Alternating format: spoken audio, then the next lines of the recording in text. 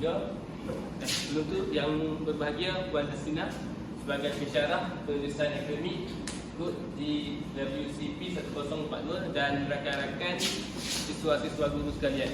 Okey, kami dari kumpulan 3 ingin menerangkan analisis kami tentang artikel yang bertajuk Pembelajaran Sepanjang Hayat, Kecenderungan Permintaan Industri dari Perspektif Institusi Pengajian Tinggi Awam, yang ditulis oleh Azwani Hazami, Nur Aisyah Buang dan Nur Hafizah Ishak.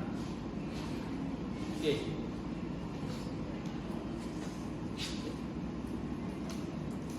Kita pergi kepada perenggan pengenalan. Perenggan pengenalan ini dia merangkumi semua aspek yang kita belajar. Itu ada pengetahuan wacana, penanda wacana, rujukan serta penjelasan dalam penulisan. Kita boleh tengok pada perenggan first, iaitu pendemokrasian pendidikan meningkatkan lagi permintaan terhadap keperluan kepada kepelbagaian institusi pengajian tinggi. Ini jelas bahawa kita faham bahawa artikel ini nak menerangkan berkaitan dengan institusi pengajian tinggi di Malaysia. Okey, dalam program pengenalan ini, program pertama, dia terdapat keutuhan leksikal, iaitu keutuhan leksikal kolokasi. Kita boleh lihat pada ayat yang saya petakan ini, itu dianggarkan hampir 700 buah institusi pengajian tinggi awam meliputi universiti awam, politeknik, kolej komuniti dan institusi latihan perindustrian. Okay, kita boleh tengok yang dia first dia mention institusi, lepas tu dia kata meliputi universiti awam, politeknik, kolej komuniti dan institusi latihan perindustrian, itu ILP. Dan contoh-contoh tu dia merujuk pada yang kita mention tadi lah, itu institusi. Maknanya institusi awam, politeknik ni, kolej komuniti dan institusi ni merupakan sebuah institusi pengajian tinggi awam, ITPA. Okey, seterusnya dalam peta juga terdapat juga kebutuhan wacana semantik, itu hubungan sebab dan hasil. Yang kita boleh baca, kita boleh tengok ini. Dianggarkan hampir 700 dengan anggaran purata pembelajaran sepanjang hayat Dawatan Malaysia. Lihat sini lembaga ini mewujudkan kecenderungan pemilihan kepada industri untuk mengikut program-program PHS yang berpanduan dengan sosioekonomi pekerja industri. Okay, kita lihat ada hubungan antara sebab dan hasil di situ. Sebab dia disebabkan lambatan inilah yang akan mewujudkan kecenderungan pilihan kepada industri. Itu jelas bahawa terdapat keuntungan wacana semantik dari segi hubungan sebab dan hasil. Okey, seterusnya kita boleh lihat pada mention perbezaan juga. Dia ada lambakan ini. Ini merujuk kepada lambakan ini lah 700 dan ini adalah penanda rujukan. Maksudnya dia merujuk kepada ayat yang sebelumnya. Seterusnya kita pergi kepada ayat sebelumnya, iaitu oleh itu. Oleh itu ni jelas bahawa dia merupakan penanda wacana yang merumuskan perenggan isi. Kita boleh tengok kan, ni isi perenggan pertama dan oleh itu dia berada di hujung ayat perenggan pertama. Jadi dia nak merumuskan perenggan isi tersebut. Okey, dalam perenggan perumus isi juga tu ada terdapat juga keuntungan wacana semantik, itu hubungan syarat dan hasil. Okey, kita boleh tengok ayat dia, bagi memastikan institusi pengajian tinggi mampu melahirkan pekerja yang mahir dan berkemahiran. Itulah syarat dia. Industri harus memperkukuhkan dan mentransformasikan sumber manusianya. Itulah hasilnya. Maknanya di sini dia nak mention hubungan antara syarat dan hasil. Syarat dia tu yang ayat first tu, dan hasil dia lepas ayat komal. Itu menampakkan hubungan lah. Okey, kita pergi kepada perenggan kedua. Dan perenggan kedua, kita boleh tengok tajuk yang saya mention tadi, itu tentang pembelajaran sepanjang hayat. Okey, jelas ini bahawa kita bertepatan dengan konsep dan pendefinisian pembelajaran sepanjang hayat, iaitu merupakan ayat topik. Berdasarkan sampai habis. Yang patut boleh tengok yang saya petakan kecil ni, maka dan itu merupakan kata penghubung merupakan keutuhan gramatikal. Yang kalau kita penggunaan marker ni, penggunaan dia ni, kita nak menghuraikan sesuatu isi, nak bagi isi itu lebih panjang lah. Okey. Yang seterusnya, dalam perencanaan pengenalan ini juga terdapat koheren dan kohesi. Itu koherennya, kita boleh tengok ayat-ayat memiliki keutuhan kesatuan yang utuh. Kita boleh tengoklah berdasarkan pendapat pertama kan. First dia mention pasal pengajian tinggi. Yang kedua pun dia mention pasal institusi pengajian tinggi. Maknanya dia tak lari tajuk, dia terus dalam penerangan tentang institusi pengajian tinggi. Itu dimaksudkan ayat-ayat mengenai kesatuan yang utuh. Maknanya dia berkaitan. Okey, yang kedua, idea-idea diuraikan dengan jelas serta disokong dengan bukti dan contoh. Kita boleh tengok dianggarkan hampir 7,000 institusi pengajian tinggi awam MTA ni. Maksud dia kata lambakan ini. Lambakan ini merujuk kepada kita menguraikan idea yang di atas tu. Yang ketiga, perenggan yang jelas. Kita tengok dalam perenggan pengenalan ni dia ada 3 perenggan. Dia mengusul perenggan yang baik dan tersusun. Cuba kita bayangkan dalam penulisan tu tak ada perenggan. Dia mungkin akan memeningkan pembaca untuk mengenal pasti mana satu ayat, mana satu benda ni, mana satu huraian dia akan jadi pembaca tidak dapat mendetect tentang penulisan kita. Okey, dalam perkara ini juga terdapat kohesi. Kohesi dia mempunyai pelbagai struktur-struktur ayat yang saya mention tadi. Ada ayat kualifikasi, yang juga ada ayat bunga sebab dan hasil, dia mempunyai ayat yang bunga syarat dan hasil. Yang kedua, tanda baca yang betul. Itulah ada titik apa semua. Perenggan guna dengan baik seperti saya mention tadi. Kata hubung yang tepat. Kata hubung yang tepat ni kita boleh tengok ni perenggan ketiga. Kerana ni bukan kata hubung yang kita nak menghuraikan tentang sebab kenapa sesuatu itu terjadi. Kita boleh tengok dalam ayat ni, penyediaan sesuatu yang letak oleh institusi pihak asing positif kepada kerja yang terlibat kerana ianya, macam berkaitan antara tu kan. Okey. Seterusnya dia tengok pada rujukan, itu citasi yang ditulis dalam ayat ni ditulis dengan format yang betul dan tepat. Kita tengok contoh menurut Russo et al. Menurut et al ni ETAL. Dia mention kepada bahawa penulis ni rujukan yang dirujuk tu mempunyai lebih daripada 2 atau 3 orang penulis. Jadi dia menggunakan istilah ETAL. Okey, yang seterusnya kita tengok pada kejelasan dalam penulisan. Hujah yang dikemukakan disokong dengan bukti dan rujukan yang sah. Kita boleh tengok setiap dia bagi tahu tentang suatu fakta, suatu perkara, dia mention terus di dalam kurungan ataupun di awal ayat yang rujukan di akhir. Maknanya setiap fakta yang ada dalam tulisan ini disokong dengan bukti yang berasas, iaitu daripada buku, jurnal ataupun sebagainya. Okey, seterusnya.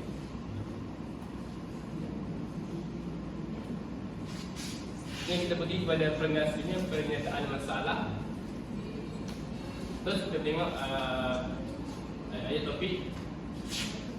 Itu penanda rujukan. Kita boleh tengok ada dalam perenggan ni ada menggunakan penanda rujukan itu ini. Kita tengok di perenggan 3 ni isu seperti tidak sesuaian dan ni pada ayat sebelumnya mengapa isu ini itu merujuk pada isu yang diceritakan pada atas ni dah.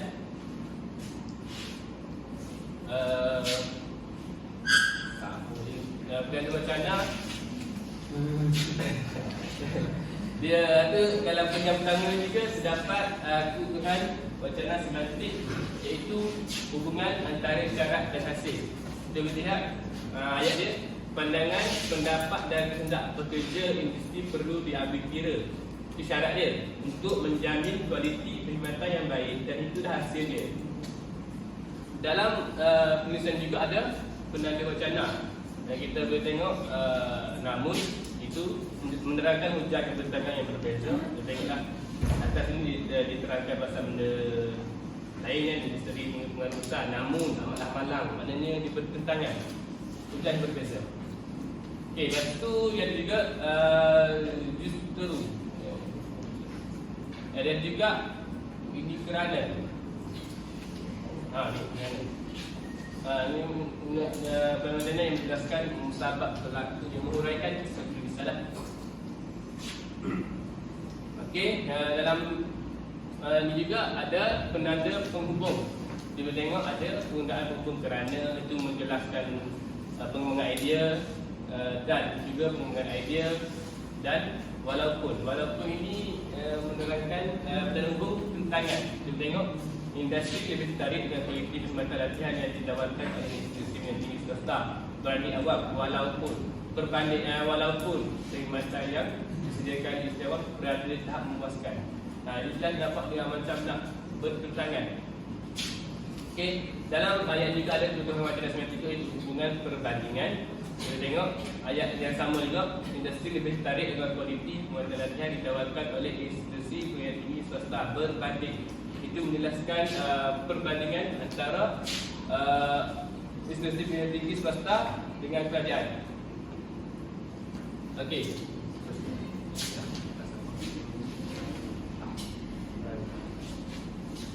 Seterusnya kita pergi ke bahagian tinjauan literatur. Okey, pertama kita dapati ada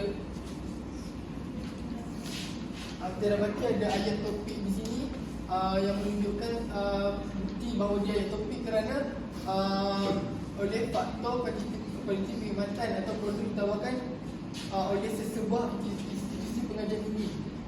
Saya mengatakan ini ayat topik kerana penulis tidak menyebut mana-mana sesebuah institusi pengajian. Jadi dia menyebut sesebuah, jadi dia membawa maksud kepada umum. Okey, seterusnya kita pergi kepada kebutuhan wacana yang menunjukkan penanda penghubung. Seperti oleh itu digunakan untuk menguraikan isi, seperti yang kita dapati. Tidak heranlah imej institusi pengajian tinggi mereka penting.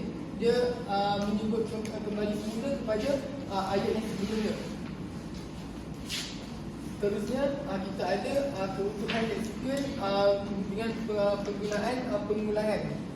Contohnya kita lihat pada perkataan kualiti ini diulang secara 2 kali secara penuh tanpa ada sebarang perubahan dari segi bunyi dan maksud. Seterusnya pada perenggan ini juga kita dapati ada penggunaan kata hubung untuk mengembangkan isi, iaitu kata hubung dan. Penggunaan kata hubung ini digunakan untuk menambahkan isi di dalam satu ayat tanpa memulakan ayat yang baru. Okay. Seterusnya kita dapati pada perenggan ini juga terdapat koheren dan kohesi, di mana ayat yang saling berkait dengan idea, contohnya pada ayat pertama dan ayat kedua saling berkait antara ayat tersebut. Seperti pada ayat pertama dia menyebut tentang penggunaan institusi pengajian, seterusnya ayat kedua dia menyebutkan juga tentang rentetan penerusan tentang institusi pengajian. Seterusnya idea yang diuraikan dengan jelas dan meletakkan rujukan dan pandangan daripada beberapa orang agar mendapat fakta-fakta yang konkret. Contohnya seperti meletakkan rujukan-rujukan yang terdapat pada artikel. Seterusnya kohesi, di mana perenggan ini dibina dengan baik, di mana terdapat beberapa ayat yang menerangkan tentang institusi pengajian. Lepas tu menggunakan tanda baca yang betul. Seterusnya penyusunan perenggan yang baik. Seterusnya kita dapati tentang kemudian, iaitu kemudian ini merupakan penggunaan penanda wacana penghubung tempoh dan masa. Seterusnya juga kita dapati tentang kolokasi yang merupakan sekumpulan perkataan yang saling berkait dengan sesuatu idea. Seperti yang kita tahu, kolokasi ini dia lebih kepada spesifik, manakala ekonomi lebih kepada umum. Contohnya di sini kita dapat tahu tentang penekanan terhadap 5 dimensi, iaitu ketara, kebolehberjayaan, responsif, dominan dan empati. Okey, seterusnya kita pergi kepada kebutuhan semantik, di mana perkhidmatan seterusnya kita beri kepada contohnya seperti Parasuraman et al. Ini merupakan citasi lebih daripada 2 orang.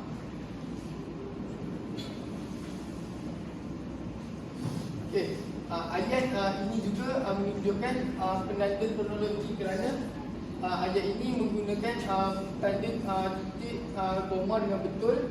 Seterusnya terdapat koma bagi menjelaskan sesuatu isi kepada para pembaca dan diakhiri dengan noktah untuk mematikan isi yang terdapat pada ayat tersebut.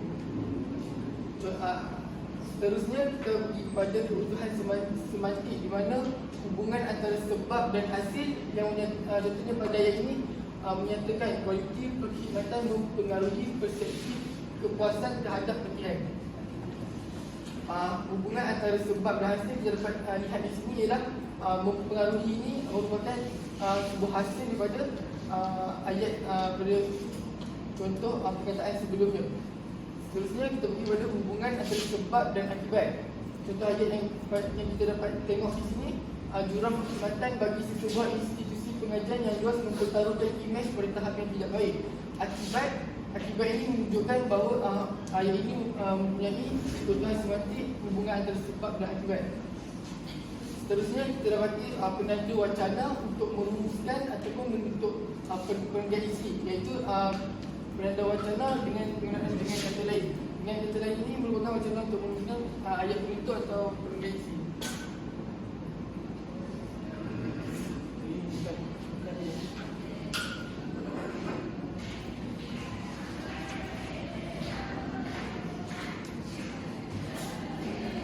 Seterusnya kita pergi kepada yang seterusnya, kebutuhan wacana untuk penggunaan antonim. Seperti yang kita dapat kita lihat di sini, penggunaan gagal di sini dan seterusnya berjaya. Perkataan yang sejenis tetapi mempunyai makna yang berlawanan seperti gagal dan lawannya berjaya. Seterusnya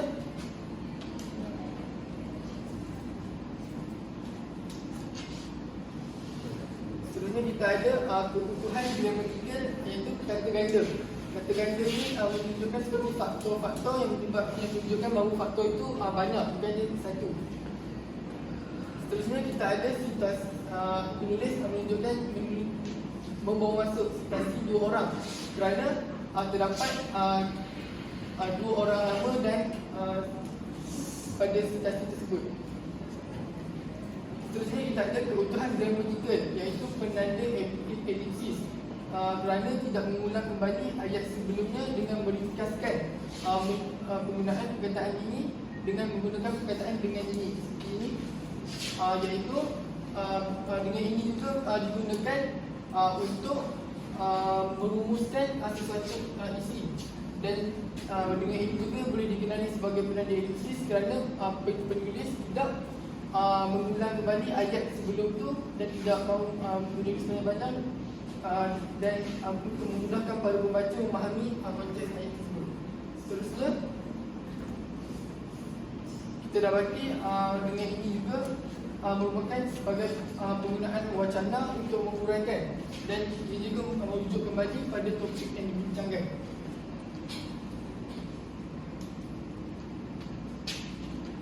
Dan kita juga dapati bahawa ada perkataan sinonim, iaitu persampulan dan sampel.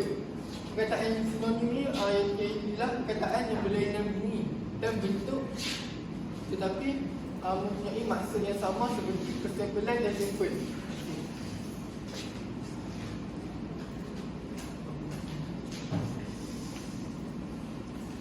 Seterusnya saya akan menanalisis artikel ini dengan lebih lanjut. Yang pertama, perenggan ini dimulakan dengan kecenderungan industri untuk memilih program pengajian yang ingin diikuti bergantung pada kualiti program pengajian yang sepadan dengan kerjaya semasa. Perenggan ini dimulakan dengan ayat topik yang ini yang mengikut apa topik yang dibincangkan pada perenggan yang sebelumnya. Seterusnya dapat kita lihat mempunyai satu citasi di sini, iaitu Yuzaini et al, iaitu menunjukkan citasi yang melebihi daripada 3 orang. Dan apa yang dinyatakan oleh Yuzaini menyatakan kualiti program yang diiktiraf menjadi pendorong utama keputusan pemilihan. Penulis menulis citasi ini secara berterusan kerana citasi ini tidak melebihi 40 patah perkataan. Jika melebihi 40 patah perkataan, penulis akan menulis pada menggunakan pembuka dan penutup kata. Khususnya citasi yang kita dapat lihat Wan Idrus Wan Sulaiman, iaitu citasi yang menggunakan hanya seorang penulis dan berbeza dengan Yuzaini sebentar lagi. Selain itu juga, penerangan artikel yang baik adalah artikel yang mempunyai penanda wacana yang digunakan dengan baik, dengan benar.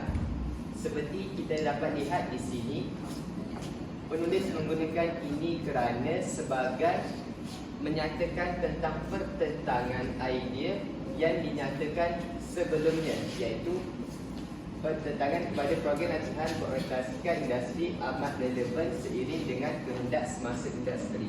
Menyatakan sebab mengapa program latihan ini amat relevan. Kata program latihan ini bertujuan, jadi mengatakan sebab daripada ayat yang sebelumnya itu.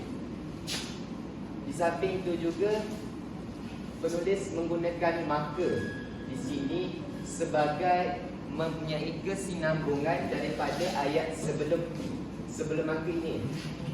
Jadi di sini penulis menggunakan penanda wacana dengan sangat baik kerana ia mempunyai kesinambungan daripada idea yang tersebut.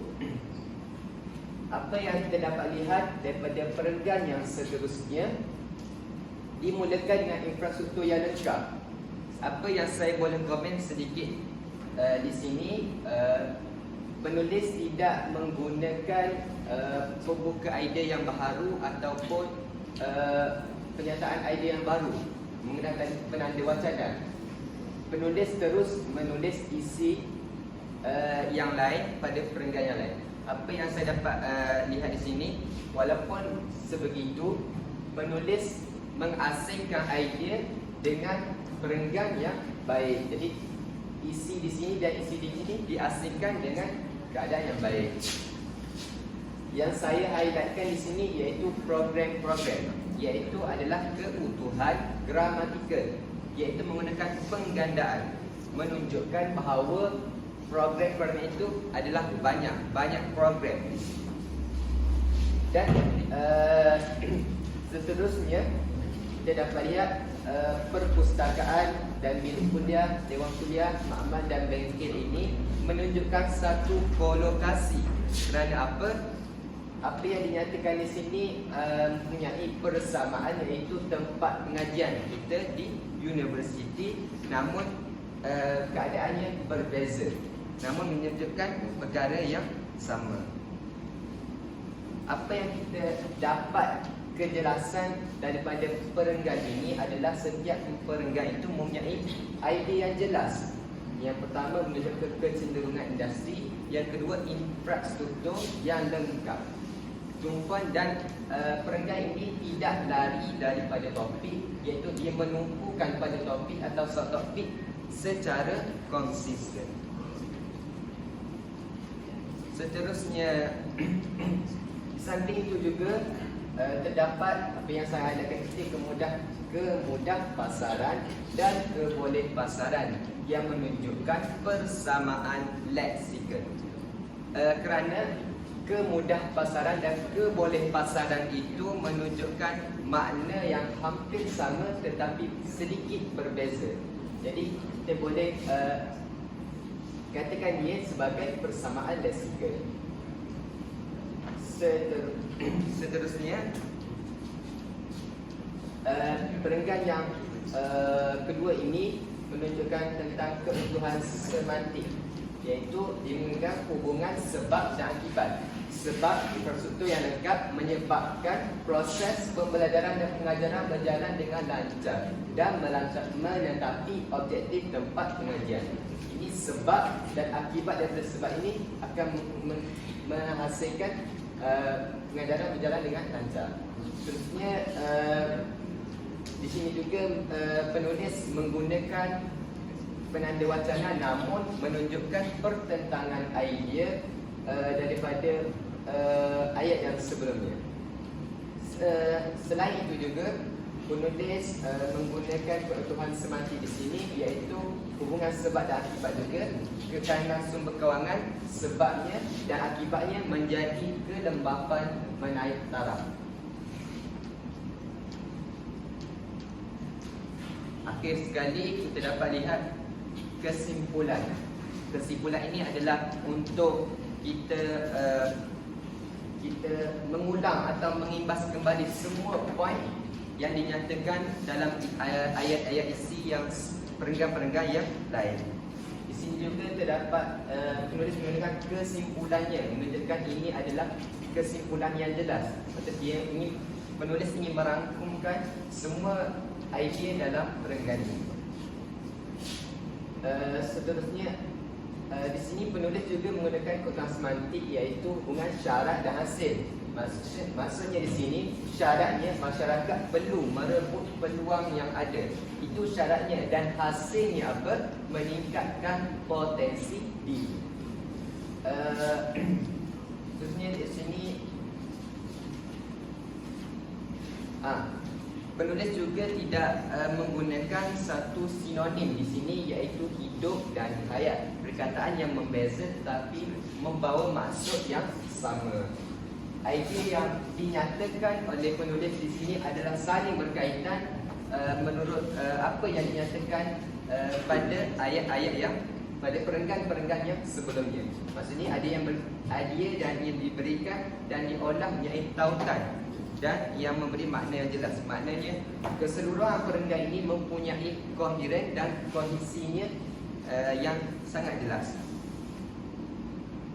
Dan penulis juga menggunakan kesimpulan ini sebagai mengajak kepada refleksi ataupun cadangan tindakan kepada kita sebagai pembaca. Kesimpulan juga menunjukkan tentang maksudnya penjelasan terakhir kepada pembaca. Jadi kita tengok pada rujukan. Ni bukan rujukan daripada artikel kita.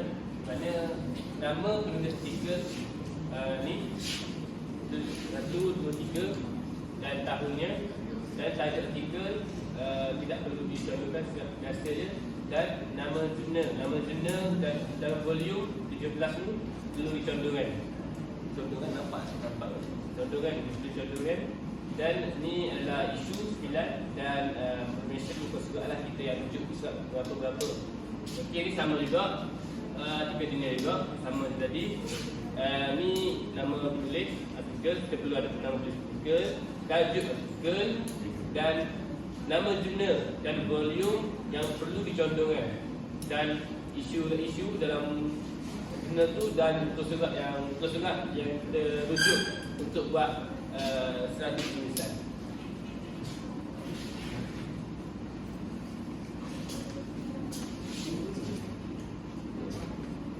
Khususnya rujukan yang menggunakan penggunaan buku. Ini merupakan nama penulis buku dan tahun diterbitkan, dan tajuk buku mestilah dicontohkan, dan seterusnya merupakan penerbit buku tersebut, iaitu Universiti Bahasa Malaysia. Seterusnya rujukan daripada proceeding, dan nama penulis daripada proceeding mestilah macam ni jika ramai, ada bomba dan dan ini mungkin tahun apa yang disebut dikeluarkan dan tajuk prosiding tidak dicontohkan, tapi nama bagi prosiding dicontohkan.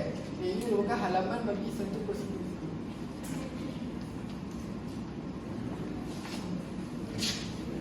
Seterusnya juga penulis ini menggunakan artikel juga dan jurnal.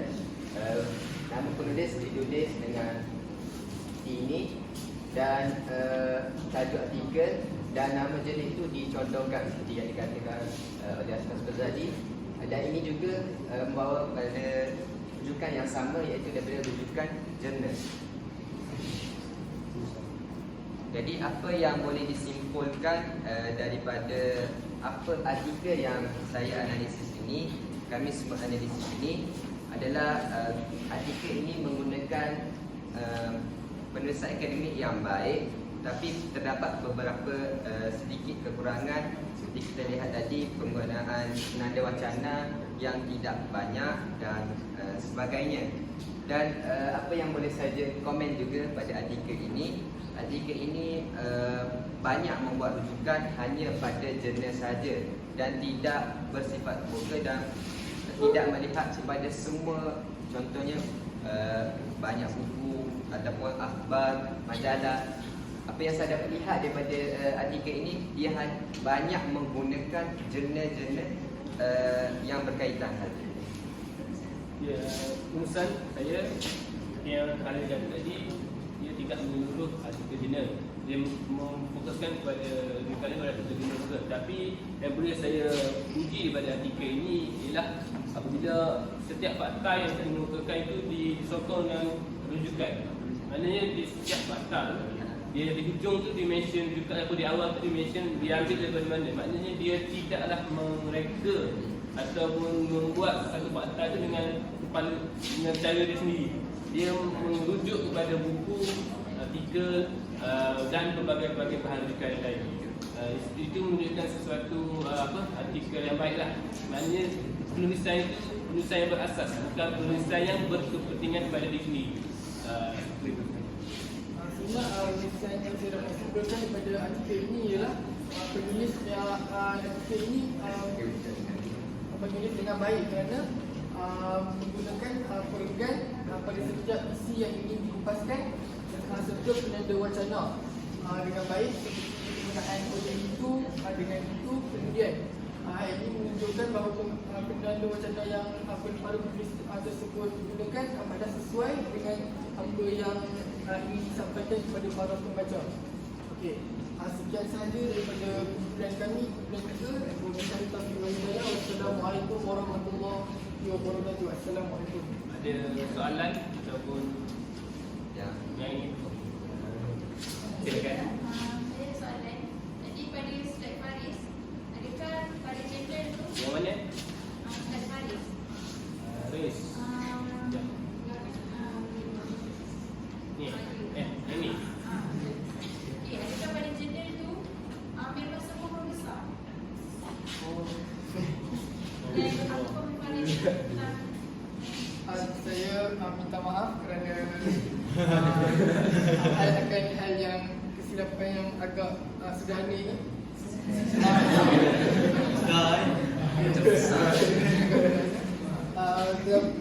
Mungkin sewaktu saya paste balik copy dan paste pada frame bawah, mungkin saya terlupa untuk letakkan kepada, saya lupa nak caps lock balik.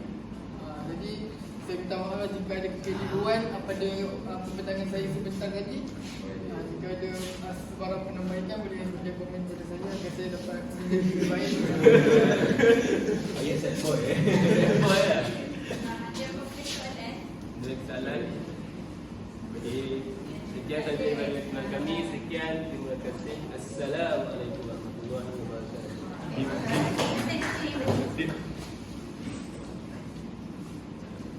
Baik ya, saya start show.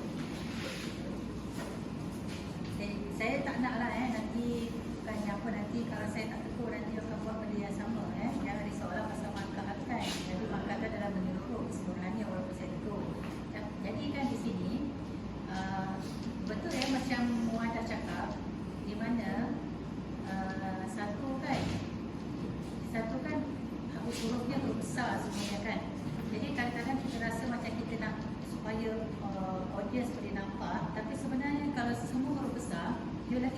budget sebenarnya. Okay? Sebenarnya kalau semua huruf besar macam ni, kebutuhan gramatikal itu semua dalam bentuk huruf besar. Jadi sebenarnya, kalau kita membentangkan, kita rasa macam kita nak supaya audience tu nampak dengan jelas kan, dengan membesarkan dengan berikan font yang besar dan sebagainya. Tapi sebenarnya kalaunya semua dalam huruf besar, sebenarnya lagi susah nak baca. Slide yang seterusnya, kita tengok situ. Slide seterusnya.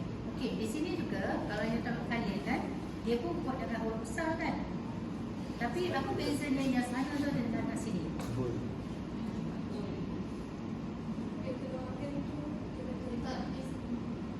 Satunya dia tak terlalu padat kan, dalam huruf besar, dan di sini padat kan. Yang sebelah sana, yang satu lagi dia tidak terlalu padat, kemudiannya dia boldkan semuanya sekali. Jadi kebetulanlah tanda dia, anda sangat bernasib baik. Satu dia adalah dia tak pastekan dengan perenggan yang terlalu besar, yang perenggan yang kecil. Dan yang keduanya adalah spacing dia tu. Spacing dia adalah 1.5 kan. Jadi dia nampak tu. So jadi kalau kita nak jadikan huruf besar, maksudnya spacing kita pun kena dijarakkan. Kalau dia rapatkan langsung tak boleh baca. Kat sini kan. And then kita kena berhati-hati kan kalau kita nak berikan latar belakang dekat situ. Jadi paling ni dia sangat sebaik sebab apa, dia menggunakan paste color. Kalau kita nak jadikan dia latar belakang, dia mestilah dia punya latar belakang tu paste. Color dia adalah color paste. Color paste tu maksudnya color light, color soft. Dia tidak sesuai kalau pergi pada rujukan. Tengok sini. Hitam dengan biru dan gelap dengan gelap. Jadi dia tak nampak. Jadi berhati-hati kalau anda nampakkan jadi background. Jadi kalau tu membadani sebenarnya kalau anda, jadi kalau anda tengok font ni, bagi rujukan ni kan fontnya pun agak kecil kan. Jadi memadani kalau anda warnakan perkataan itu. Tapi kalau nakkan latar belakangnya, buatkan latar belakang, pastikan bahawa ini adalah dalam bentuk paste color. Bila saya terangkan ni, jangan anda cuba membega-begakan pula anda punya. Sebab apa yang berlaku adalah bila saya cakap dia bega, bila saya cakap dia bega, bila dia bentang tak apa-apa benda yang keluar warna dia kan. Anda tak tahu kan. Jadi saya membetulkan ni supaya anda tak buat lagi. Supaya anda tak buat lagi. Dan saya sangat pujilah caranya Khalid membentangkan tadi. Cukup jelas satu-satu dan dia membentuk pembuang kait. Nampak tak tadi macam Khalid kan? Dia jelas. Jangan sedang give up tau. Dalamnya macam give up tu maksudnya ialah bila tengah bentang-bentang kan dia ada macam ni macam sama aja. Itu orang yang give up tau. Maksudnya dah macam, yelah saya faham semua orang membentangkan. Jadi anda juga nampak saya membentangkan tentang taklimat akademik kan. Bukanlah saya ni terlalu tapi cumanya the first 5 minutes tu gementar tu biasa kan. Tapi sebabnya in fact pun saya adalah semasa hari kuliah yang pertama pun saya pun sebenarnya gementar kan. Jadi dia perkara yang maksudnya gementar tu adalah hormon kita keluar dan kita akan cuba mengatasi sedaya upaya keadaan pada masa itu. Tetapi kita mesti berada dalam keadaan yang kontrol dengan cara kita bertarik nafas kan. Kita tarik nafas. Jadi kalau kita tengok pernafasan kali itu dia seragam. Jadi sebab tu dia dapat